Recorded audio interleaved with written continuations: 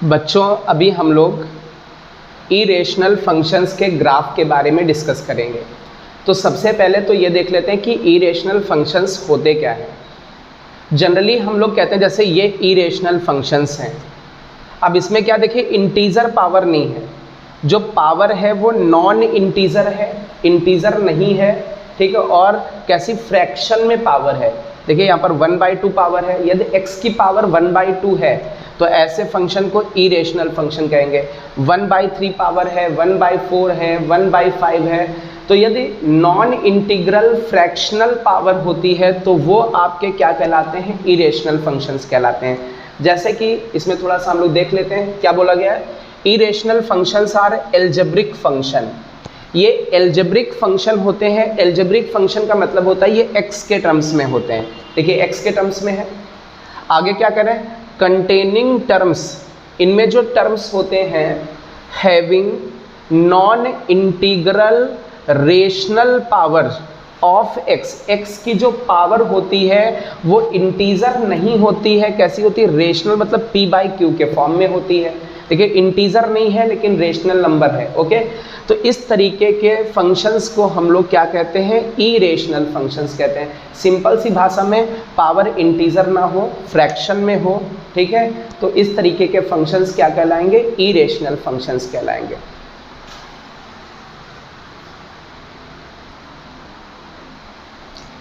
चलिए, तो अभी हम लोग इस इरेशनल फंक्शन का ग्राफ देखते हैं। तो सबसे पहले तो ये डिस्कस करते हैं, बेटा मेरी बात समझें। fx इक्वल टू एक्स की पावर 1/2 है तो इरेशनल फंक्शन है।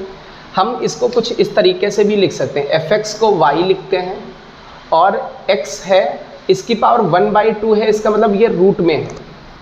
क्लियर है। अब मेरी बात बहुत ध्यान से समझें। हम लोग कहते हैं कि जो रूट के अंदर वाली क्वांटिटी होती है, रूट के अंदर जो भी लिखा होना चाहिए वो, जैसे यहाँ पर हम लोग x लिख देते हैं, रूट के अंदर x लिखा है तो ये वाली x की क्वांटिटी आपकी नॉन निगेटिव होनी चाहिए। नॉन निगेटिव, नॉन निगेटिव का मतलब है ये निगेटिव नहीं होना चाहिए। मतलब ये x क्या हो सकता है, x अपना 0 भी हो सकता है और पॉजिटिव भी हो सकता है। हमेशा याद रखें ये 0 होगा तो 0 का रूट 0 दे देगा और पॉजिटिव का रूट आपका पॉजिटिव दे देगा। लेकिन बेटा ये x निगेटिव नहीं हो सकता क्योंकि निगेटिव का जो रूट होता है वो इमेजिनरी नंबर हो जाता है। तो हमें इमेजिनरी दुनिया में नहीं जाना है। तो इसीलिए देखो बेटा, इसके डोमेन की बात करें, मतलब x इनपुट क्या कर सकते हैं, तो हम लोग कहते हैं ये जो x होना चाहिए ये 0 या 0 से बड़ा। तो देखिए 0 इनपुट कर सकते हैं या 0 से बड़ा।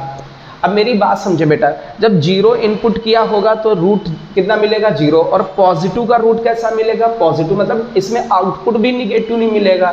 तो डोमेन 0 से इन्फिनिटी तक था, इसलिए रेंज भी आपका 0 से इन्फिनिटी तक ही होगा।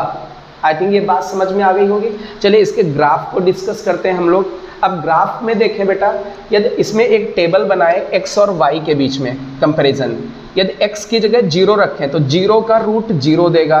तो x इक्वल टू 0 रखने पर 0 मिल रहा, मतलब ये पॉइंट मिल रहा है। चलिए x की जगह 1 रखें, 1 का रूट 1 मिलेगा, ये पॉइंट मिलेगा। इसके सामने x की वैल्यू 1, y की वैल्यू 1। चलिए अभी हम लोग 4 रख लेते हैं, थोड़ा सा 4 रखते हैं थोड़ा फास्ट, क्योंकि 4 का रूट ईजिली निकल आएगा। तो 4 का रूट क्या निकलेगा, 2।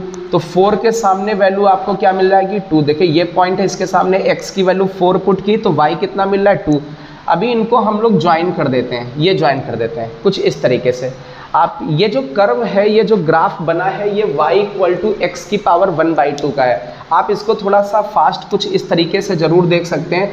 जैसे एक ये पैराबोला ऐसा कुछ होता है, इसमें ये वाला पैराबोला हम लोग कट कर दें, इस पैराबोला को कट कर दें, तो ये जो ऊपर वाला ये पैराबोला बचा हुआ है, यही पोर्शन ये लिखा हुआ है। तो ये जो ग्राफ आपका आया है that is y equal to root x का ग्राफ बना हुआ है, ठीक है। तो आई थिंक x की पावर 1/2 मतलब रूट x का ग्राफ समझ में आ गया होगा।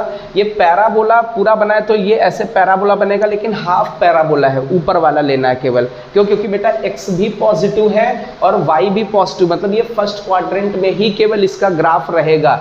आ रही बात समझ में।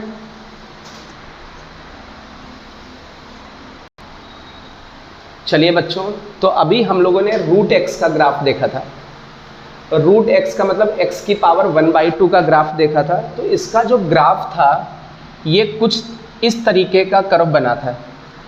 अब हमेशा याद रखना, कभी भी इसका जो ग्राफ होता है और इसका ग्राफ लगभग एक जैसे होते हैं, लगभग एक जैसे होते हैं। ये वर्ड याद रखना, लगभग अप्रॉक्सीमेट एक जैसे, एग्जैक्टली नहीं होते हैं, क्योंकि अलग x के लिए अलग आउटपुट आने लगेगा।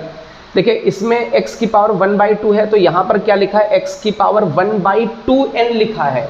ये जो 2n नंबर होता है ये एक इवन नंबर होता है यदि n अपना नेचुरल नंबर हो जाए। n क्या हो जाए, नेचुरल नंबर हो जाए। जैसे n की जगह 1 रखें तो 1 × 2 2 देगा, 2 रखें तो 2 × 2 4 देगा, नीचे 3 रखने पर 3 × 2 6 देगा।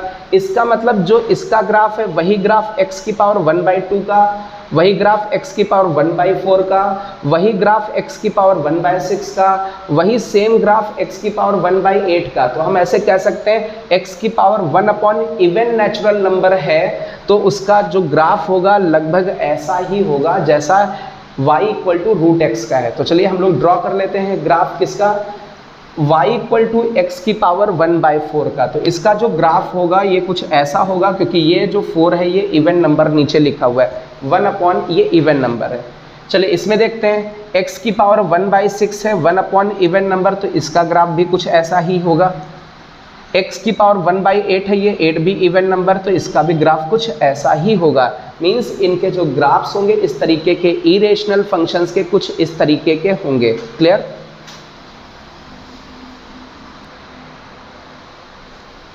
चलिए बच्चों, सेकेंड हम लोग इरेशनल ग्राफ स्टार्ट करते हैं x की पावर 1/3 का। चलिए बात करें x की पावर 1/3। मेरी बात बहुत ध्यान से समझना, जैसे कोई पॉजिटिव नंबर है इसकी पावर 1/3 करेंगे तो वो पॉजिटिव ही देता है। किसी निगेटिव नंबर की पावर जो 1/3 होता है, निगेटिव नंबर की पावर 1/3 ये निगेटिव नंबर ही देगा, और 0 की पावर 1/3 आपको 0 ही देगा। आ रही बात समझ में?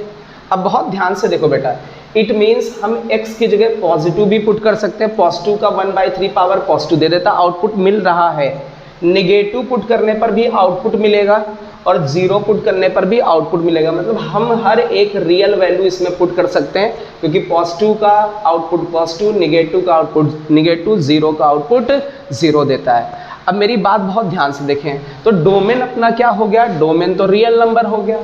अब वही बात करें रेंज की, तो हमें रेंज में भी दिख रहा है, पॉजिटिव पुट करने पर पॉजिटिव, निगेटिव पुट करने पर निगेटिव, 0 पुट करने पर 0, मतलब पॉजिटिव, निगेटिव, 0 सब कुछ मिल रहा है। तो अपना जो आउटपुट भी है वो भी एक रियल नंबर है। चलिए अब इसके ग्राफ के बारे में डिस्कस करते हैं। x की जगह 0 रखोगे, 0 की पावर 1/3 0 देगा। चलिए 1 रखें, 1 की पावर 1/3 1 देगा। चलिए 8 रखें, 8 की पावर 1/3, हमने x की वैल्यू 8 पुट की है। ये 8 थोड़ा सा रफली फिगर बनाया है, 1 के बाद 2 3 4 5 ये आएंगे, तो हमें रफ स्केच बनाना है, एग्जैक्ट फिगर तो बना नहीं सकते हैं। ओके, तो मान लीजिए x की वैल्यू 8 पुट की, 8 की पावर 1/3 2 देगा, तो 8 के सामने ये 2 देगा, ये वैल्यू आ रही है। देखिए x की वैल्यू 8 पुट की, y की वैल्यू 2। सिमिलरली -1 की पावर 1/3 -1 देगा, -8 पुट करें तो इसकी पावर 1/3 -2 देगा। आ रही बात समझ में?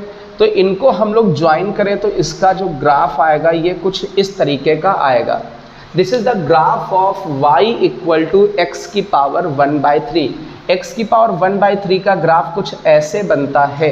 क्लियर है? आई थिंक ये बात समझ में आ गई होगी। ये जो इस तरीके का इरेशनल फंक्शन है, इसमें डोमेन भी रियल नंबर होती है और रेंज भी रियल नंबर होती है।